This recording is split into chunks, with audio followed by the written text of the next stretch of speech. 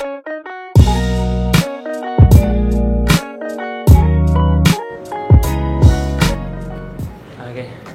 Assalamualaikum warahmatullahi wabarakatuh. Selamat datang di Apodcast. Kali ini kita di episode yang spesial ya, Chef. Episode spesial. Lagi-lagi outdoor apa indoor ini? Ini jatuhnya outing class. Outing class. Oke, biasanya kita di studio kita ya. Sekarang kita kali ini ada di Museum Mandiri di daerah Jakarta Kota Tua. Jakarta Kota Tua. Kali ini kita ada tamu yang spesial banget, Chef. Spesial banget, yaitu adalah Kepala Museum dari Museum Mandiri ya, Jakarta, dan tidak lupa pasti ada anggota dewan kita, Muhammad Taufik Zulkifli. Iya. Hari ini dalam rangka apa sih kita ngumpul bareng Kepala Museum Bank Mandiri? Museum Bank Mandiri atau Museum Mandiri nih? Museum Mandiri. Oh, Museum Mandiri. Ya. Oke. Jadi kita dalam rangka ini, Chef, peringatan Hari Museum Indonesia. Benar ya, Pak? Hari Museum Indonesia tanggal 2 Oktober kemarin, yang kelima. Yang kelima ya. Yang kelima. Gitu. Oke. Dan dalam rangka juga ini stimulus berwisata versi Ustadz M. Derajat nih. Iya. Karena selaku Komisi B ya. Iya, betul. Wisata. Jadi kemarin kita agak bahas tentang Ancol, rekreasi bermain. Sekarang rekreasi edukasi ya. Benar nggak sih, Pak ya? Lebih banyak edukasinya. Lebih banyak edukasinya. Gitu. Kan kalau misalkan di PP nomor 66 tahun 2015 kan fungsi museum adalah wisata edukasi. Kenalan dulu dong sama Pak Firman nih. Iya, kita kenalan dulu dong, Pak. Kita kenalan dulu. Ini adalah kepala museum kita, yaitu Pak Firman. Ya. Nama saya Firman Haris. Ya, kebetulan juga saya baru penugasan di Museum Mandiri ya. Oh, siap. Tapi dulu waktu persiapan pendiriannya tahun 2004 ya. 2004 kita udah mulai mempersiapkan museum ini. Kalau sebelum Museum Mandiri ini Pak Firman megang museum juga atau gimana, Pak? Ya, kita biasa ya, sesuai kebijakan kantor pindah-pindah ya, bisa di arsip, bisa di bagian komunikasi atau kendaraan bahkan. Itu sesuai penugasan amanah dari kantor aja. Sesuai penugasan dari amanah kantor aja. Tapi udah berapa lama Pak Firman sebagai kepala museum, Pak? Ya, sebenarnya baru penunjukannya kembali lagi bulan Agustus ya. Sebelumnya tahun 2015, 2005 sampai 2008, Pak. Jadi kita juga waktu itu dalam persiapannya. Justru yang kalau menurut saya yang lebih seru persiapan pendirian museumnya. Itu banyak ya, banyak struggle-nya ya pasti. Iya, jadi pemulung. Jadi pemulung pengetahuan loh, Pak. Oh, kirain apa? Ya, di samping pemulung barang antik juga gitu ya. Pak Taufik, apa kabar? Sehat, Pak? Alhamdulillah ya. Masih bertugas di DPRD, belum lama pulang dari Yogyakarta, Pak ya. Dari kota pelajar, balik lagi ke museum yang ingin belajar juga. Jogja juga kita belajar banyak tentang pariwisata dan kebudayaan, Pak ya. Oke, kayaknya menarik nih ngomongin museum nih ya. Terus terang gue kayaknya museum terakhir kapan ya? Kapan terakhir museum? Kalau gue pribadi ada orang yang suka rutin museum, jadi kayak misalnya beberapa bulan sekali ke museum mana. Tapi terus terang kalau gue boleh jujur ya, gue kalau ke museum itu paling hype, itu kalau keluar negeri, Pak. Nggak tahu kenapa. Nggak tahu kenapa. Di Indonesia banyak sih museum yang bagus. Iya, itu gue sedih aja museum Gajah aja, museum nasional gue belum pernah. Ya. Ini kali kedua gue ke Museum Mandiri. Di sini banyak banget barang-barang yang sebenarnya gedungnya bagus, ya, Pak. Sebenarnya kalau misalnya koleksi di Museum Mandiri itu ada apa aja sih, Pak? Nah, itu dia, ada apa aja sih, Pak? Sesuai fungsi kita ya, kita kan museum khusus ya. Dalam hal ini museum perbankan. Oh, gitu. Jadi bank itu kan bank umum, bank komersil ya. Bank komersil. Beda nanti Museum Bank Indonesia dia bank sentral gitu ya. Kita sebagai bank komersil, Bank Mandiri berdiri sejak 2 Oktober 98. Baru kemarin kita ulang tahun 22 ya, Pak ya. Tapi itu hadir bank bergabung kata saya tadi. Belum tahu kan lu Mandiri itu bank gabungan? Belum. Nah, gabungan apa itu, Pak? Pertama Bank Bumi Daya. Ya, Bank Dagang Negara. Kemudian Bank Ekspor Impor, Bank Eksim, kemudian Bank Pembangunan Indonesia atau Bapindo. Disebut bank bergabung. Bank bergabung. Iya, karena tahun bergabung menjadi 2 Oktober. Dan itu belum selesai. Ada lagi bank pendahulu. Jadi 4 bank bergabung kita itu 3 bank itu dari zaman Belanda, Ustaz. Dari zaman Belanda. Iya. Jadi Bank Eksim itu awal mulanya embrionya itu Netherlands Handel Maskapai. Dan ini tempatnya. Dan ini salah satu kantor pusat dia yang terakhir. Wow, pantes. 1826 dia pindah di Kali Besar Timur, Kali Besar Barat. 1929 dia bangun gedung ini. Tahun 33 selesai dipakai. Dulu namanya Vectorai, dinasionalisasi terus tahun 68 jadi Bank Eksim. Itu dari dari Bank Eksim. Nanti ada lagi Bank Bumi Daya, Ustaz ya. Itu namanya Bank Nederland Handelsbank. Wow. NHS ya? NHB. NHB. Emang kalau nama itu ganti-ganti biasanya. Nederland Indus Handelsbank. Setelah kita di pengakuan kedaulatan, mereka menjadi Nederland Handelsbank. tahun 60 nasionalisasi. Jadi kita ada di nenek moyangnya Bank Mandiri, cuy. Nenek moyang kalau usulnya Bank Mandiri. Salah Bank Iya, Mandiri. iya. Kalau misalnya dilihat bahkan kalau misalnya di bawah ini ya ada ruang Iya, kuis ruang kuis yang paling aman di kota tua. Brankas ya, Pak ya? kuis itu bang. Kalau brankas kan lemari, kalau Oke. kuis itu strong room, khazanah buat nyimpan efekten surat berharga, untuk safe deposit box maupun uang kas kuis. Ya, jadi ada kas kuis, efekten kuis, safe deposit kuis. Bisa Kalau- dilihat juga nanti ya? Iya. Lihat ke Bisa. bawah. Bisa Pak ya kalau dibuka? Ya karena kita ada safe deposit box kita gratis. Gratis. Tapi nggak ada kuncinya karena ini museum ya. Itu bahkan ada saham masih pakai bahasa Oh iya. Cina gitu ya, Pak? Cina, iya itu menarik ya Mas. Bahasa Cina, bahasa Bahasa Belanda? Cina. Bahasa Cina, emang kebanyakan bahasa Belanda Ustaz ya, tapi ada juga yang mungkin kearifan lokal ya. Kayak di sini kan salah satu menariknya masih ada kasir Cina. Emang Chinese tempat apa cash. sih, Pak? Kalau Sekali ini lagi. lobby, ini banking hall. Jadi zaman Banking dulu hall. itu pelayanan perbankan. Cuma kita di back office-nya nih, batasnya Oh, nanti iya, meja apa marmer ini ya. Jadi marmer sebelah luar tuh untuk nasabah. Tapi kalau nasabah dulu itu berarti orang Belanda Ustaz ya. Kalau ngan timur asing hanya makanya mereka punya Chinese cash, kasir Cina. Khusus buat Cina. Nasabah golongan timur asing dulu terutama masih. Cina. Dan itu ada kayak dioramanya gitu. Iya, ada nanti bisa lihat Ustaz ya. Jadi emang dan orang Cina pertama yang diterima sebagai kasir di perbankan. Orang kita pribumi inlander atau apa dulu ya belum bisa. Ya, mereka juga ada garantornya, ada penjaminnya. Jadi ini menarik ya. Jadi inilah maksudnya yang tadi dibilang wisata edukasi ya. Terutama edukasi tentang sejarah perkembangan perbankan. Ya. Nah, koleksi kita kali menarik ini kan di sini apa nah? Groot book, buku besar. Bener-bener besar atau Nah, ngomongan dong nih, Pak? bener-bener besar. Ada di sini, Pak, di belakang. Ada di belakang ya. Kalau kita kan Fungsinya itu untuk pencatatan. sama seperti di akuntansi. Iya, buku kalau catatan. ada kan di akun Amerika ya, Ustaz, ya. Nah, sebelum kita Amerika kan kita masih menganut book holding ya, kata buku kan. Ya. Nah, dia mencatat di buku besar itu. Nah, itu 183337 itu 1,4 meter. Wow. Lebarnya beratnya lebih kurang 30 kilo. Ya. Wah, benar-benar besar. Jadi orang bank sendiri saya dulu nggak tahu kira buku besar itu General Ledger kan. Iya. Tapi ternyata emang dulu peninggalannya benar-benar besar. Jadi kalau kita pameran nih Ustaz, ya paling yang paling menarik koleksi kita itu ikonnya kita kan. Jadi buku besar, benar-benar besar. Masih ya. identik tuh Pak, masih benar. Masih asli dan kita udah laminasi, rawat, ya itu koleksi sejarah Ustaz ya. Ya, jadi emang kita rawat supaya generasi muda tahu ya bahwa sebelum sistemnya super canggih sekarang ini ya apa digital banking gitu Digital ya. banking. Dulu kita masih mencatat di pakai buku besar itu. Itu pulpennya besar juga. Pulpennya belum Baru mau nanya itu tulisannya gede-gede kan, Ustaz? halus kasar. Nah, itu menarik dilihat ya. Halus kasar gitu. Dan dibuat rangkap dua Ustaz. Iya. Ya, dibuat rangkap dua, satu dikirim kantor pusat. Tapi sama-sama gede. Sama-sama gede. Wih, capek bener. Ya, jadi mereka sistem backup sistemnya itu masih zaman dulu ada gitu. Manual, ya? Sekarang masih manual. Dan itu bahasa Belanda. Bahasa Belanda. Dan itu semua tercatat ya, transaksi dari siapa ke siapa, nilai berapa. Cuma itulah ya karena dia sebagai Menarik banget, Cep. Ini Spoiler sih, saya teman-teman kalau penasaran sama buku besar beneran besar ya, nggak cuma istilah akuntansi doang gitu ya. Gue tahu cuma istilah akuntansi tuh waktu kuliah tuh buku besar. Ternyata di sini beneran besar ya. Iya. Bisa datang ke Museum Bank Mandiri nih. Iya, iya. Oke, gimana Lid? kalau misalkan di sini juga koleksi kita ada banyak juga, Cep. Ada di sini contohnya ATM-ATM yang dulu gimana. Oke. Di sini. Bahkan kalau misalnya kita agak keluar lagi itu ada koleksi-koleksi yang apa ya, ruangan-ruangan buat kopi dulu saat ini Ustaz ya. Iya, coffee kamar. Coffee kamar. Jadi tradisi orang Belanda, terutama NHM itu jam 9 jam 10 dia ngopi. Maka mereka punya ruangan besar Ustaz, tapi dibagi-bagi. Coffee kamar untuk clerkan itu berarti pegawai pelaksana ya. Coffee kamar untuk staff, nah itu staff. Coffee kamar untuk kepala dan untuk DIMS. Coffee kamar untuk DIMS perempuan.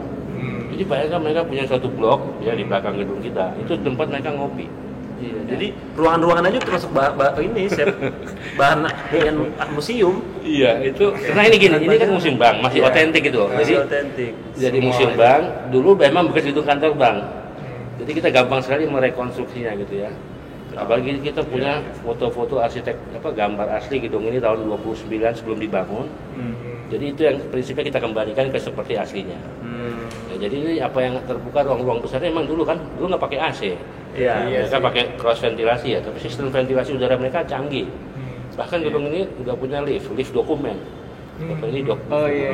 Oh, Tahun berapa itu lift ya? tahun 29, dan 33 gedung ini selesai dibangun. Selesai udah ada liftnya? 14 Januari Itu ada lift dokumen, ya hanya lift orang Ustaz ya, tapi lift dokumen aja mereka udah punya. Udah punya. Mantap. Kalau di rumah sakit biasanya ngirim itu tuh Obat. ke apotek. Antar rantai ya. Antar rantai. Ya. Nah, Ustadz kan udah beberapa kali ke museum nih, Ustadz. Ini kalau misalnya ngelihat Ini baru ini baru pertama kali. Nah, Baru pertama kali. Sebelumnya di Museum BI. Oh, Bank Indonesia. Nah, jangan Bank salah nih Bank- cuy. Bank Sentral. Anyway di seberang kita tuh ada gedung juga mirip kayak gini, deko art gitu Pak ya. Ya. Ada tulisannya Mandiri. Kadang-kadang gue suka salah, kayaknya museum ini sebelah sana deh. Iya. Ternyata ini kan beli. Iya. Bang ya. Kalau menurut Ustadz gimana, Bangnya. Ustadz? Museum ini gimana, Ustadz? Yang tadi udah Ustadz lihat keliling. Iya, ya tadi sempat melihat wedding ya. Jadi memang ini salah satu kekayaan kita ya, kekayaan budaya kita yang seperti di PP Peraturan Pemerintah 66 tahun 2015 itu memang pada sesudah itu kan diatur tuh. Jadi ada museum khusus, ada museum umum. Ini museum khusus ya, jadi khusus perbankan. Jadi bagaimana kita belajar bagaimana orang-orang sebelum kita atau mereka mengatur transaksi keuangan. Perbankan. Ya. Ini luar biasa ini. Ya. Ini jangan sampai tidak terawat, jangan sampai tidak bisa diwariskan kembali kepada generasi muda. Ini mereka juga nggak ngerti Iya, ternyata. Bahkan nggak tahu bahwa Bank Mandiri itu adalah Gabungan. Nah, Bank Terton, ya 18246 kan? Iya, iya. Saya cuma peret aja punya Bank Mandiri. Iya. Ya karena ini lokasinya di Kota Tua ya, jadi memang salah satu bangunan yang harus dilestarikan ya, harus dirawat. Nah ini nanti ujungnya ke kebijakan pemerintah segala macam ya. Ini Iya. ujungnya nanti. Oke. Kenapa Pak Taufik dari Komisi B Ekonomi turun sampai ke sini? Seurgent apa sebenarnya sama permusiuman? Nah. Ya jadi ekonomi itu bukan ekonomi, jadi Komisi B itu bermitra dengan bidang-bidang ekonomi. Pariwisata dimasukkan dalam bidang Komisi ekonomi B. karena itu juga mendatangkan Pemasukan. PAD ya, Ada penghasilan asli daerah atau devisa lah katakan Ya, ya. ya. Untuk apa namanya, untuk di Indonesia ya devisa nantinya kan. Jadi ini salah satu yang harus kita lestarikan, harus kita kembangkan, dan pengembangannya harus diawasi. Jadi kami di Komisi B, terutama saya ya, itu berkomitmen untuk bisa mengembangkan ini semua, ya. Pelestarian museum. Jadi wisata Jakarta memang tidak memiliki apa maksudnya seperti misal Bali atau kemudian Jogja. Jadi maksudnya alamnya kan memang terbatas segitu. Iya. Tapi kemudian kekayaan budaya di sini sebenarnya luar biasa. Luar biasa. Iya. Karena ini jadi ibu kota kan. Jadi ada masalah-masalah yang berkaitan dengan museum, bank, perbankan, mungkin nanti masalah-masalah ekonomi pasar segala macam. Itu sebenarnya sangat kaya. Banyak kayak budayanya, Ustadz. Iya, kekayaan budaya yang kekayaan budaya bagaimana masyarakat tuh berkembang dari masa ke masa. Itu bisa dilihat di Jakarta sebenarnya. Nah, itu Pak Taufik tadi bilang, Pak, kalau misalkan Jakarta itu syarat dengan budayanya. Kalau misalnya di sini pun udah banyak sejarahnya, banyak budayanya, banyak hal koleksi-koleksinya. Itu kalau misalnya dari Pak Firman sendiri selaku kepala museum itu mengembangkan koleksi gimana tuh, Pak? Ya, kalau koleksi kita ada klasifikasi ya. Iya. Ya sudah standar koleksi lah. Tapi yang penting kan ada periodisasi tadi ya. Yang saya bilang ada periode bank pendahulu, yang 4 bank Belanda tadi. Eskomto Bank, Nederlanders Bank, Nederlanders Maskapai, sama BIN. Ya, ada satu pendahulu kita Bank Industri Negara tahun 51 saat berdiri, tahun 60 jadi Bapindo. Nah, BIN itu memang bukan bank pertama, tapi yang bank pertama kan BNI ya, BNI 6 ya. Tapi itu juga bagian dari sejarah kita. Ya, jadi koleksi itu kita usahakan melengkapi 4 asal usul tadi. Oh iya. Maupun bank bergabung ya. Tapi ya era Bank Mandiri. Nah, kalau persoalannya kita itu kadang-kadang nggak semuanya lengkap. Nah, itu kita menariknya bisa lihat tradisi gitu ya. Jadi masing 4 bank pendahulu maupun 4 bergabung itu punya tradisi yang berbeda. Sejarah kan, masa lalu kan. Nah, kita lihat kayak ya mungkin dari beberapa bank gabung itu ada yang lengkap, ada yang tidak ada. Ya, kita berusaha mencari, tapi kalau nggak ada ya mungkin ada kekosongan gitu ya. Kalau boleh tahu caranya cari dapat barang itu gimana, Pak? Apa kita keliling-keliling cari orang atau? Ya keliling-kelilingnya terakhir, tapi pertama kan kita punya data inventaris aset ya. Oh ya. Kita di Bank Mandiri punya data inventaris aset itu ketahuan kalau dia udah di atas 30 tahun. Misalnya kayak kita kemarin di mana? Aduh saya lupa, di Surabaya Malang tuh daerah Tretes. Itu kita ketemu kulkas tahun 1920-an. Sekarang ada barangnya untuk 140 ya, masih dingin. Itu Kulkas bank.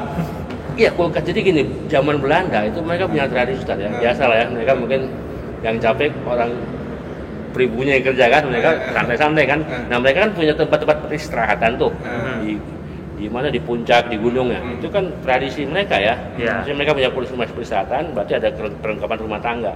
Nah salah satunya tuh kulkas, jadi di database kita tuh ada kulkas, nah kita ke sana langsung selamatkan sampai piring-piringnya segala macam.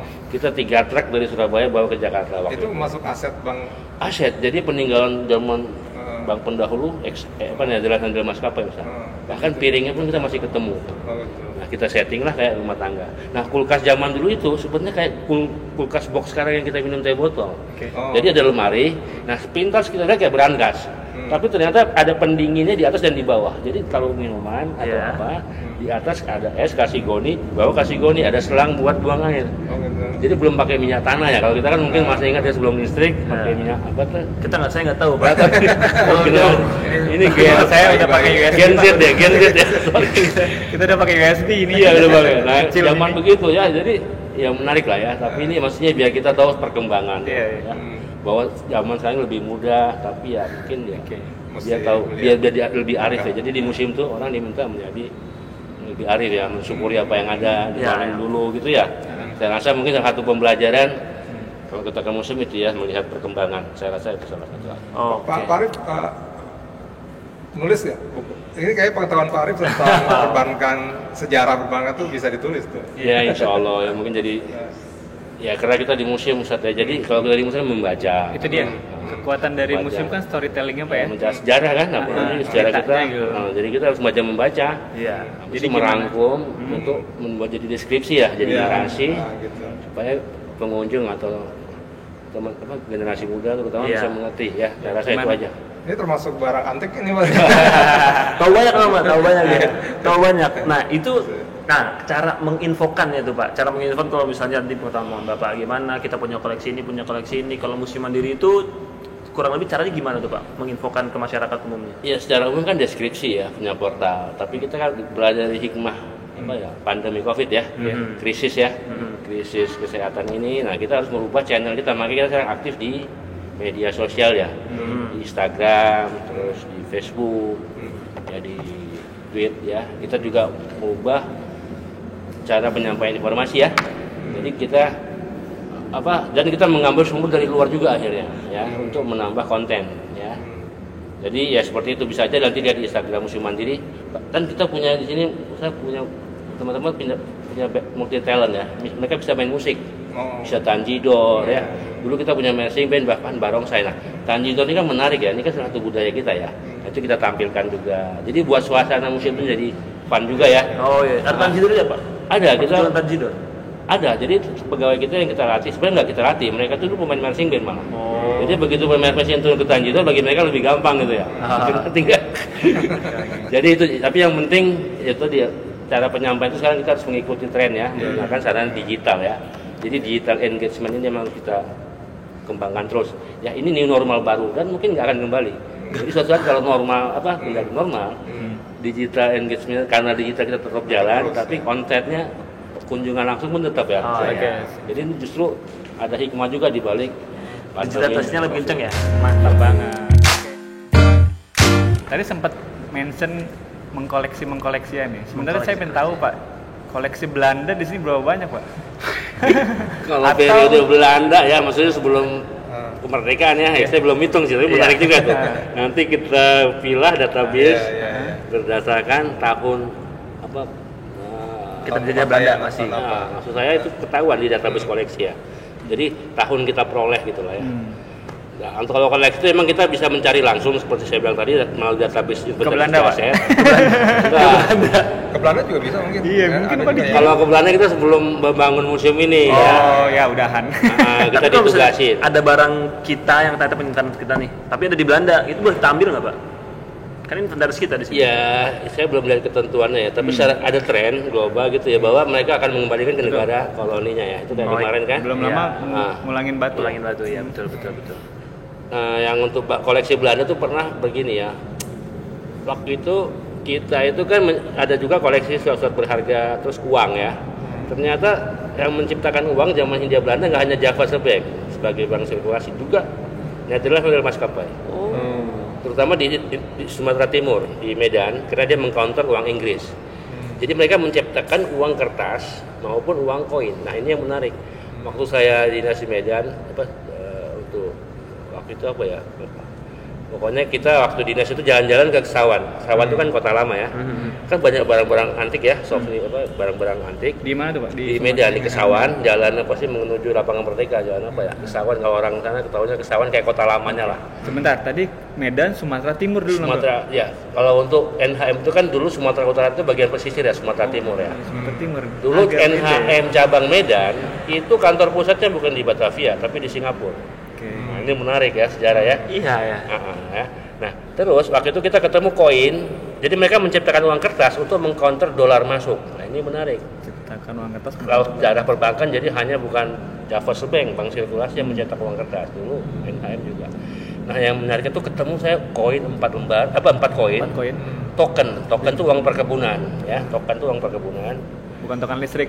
Dulu namanya token. Ya. Udah berubah token, sekarang token listrik Pak. Iya, Pak. 4 koin itu saya bawa ke Jakarta. Oke. Kebetulan teman dari Belanda, kita kirim ke ABN AMRO Historical Archive di Belanda. ABN AMRO 2 koin ini yang kita ketemukan, mereka juga kaget karena di buku mereka nggak ada, buku sejarah mereka nggak ada. Nah, sebagai tanda terima kasih mereka, kita dapat kiriman koin memoratif uang peringatan 100 tahunnya NHM 1824-1924. Wow.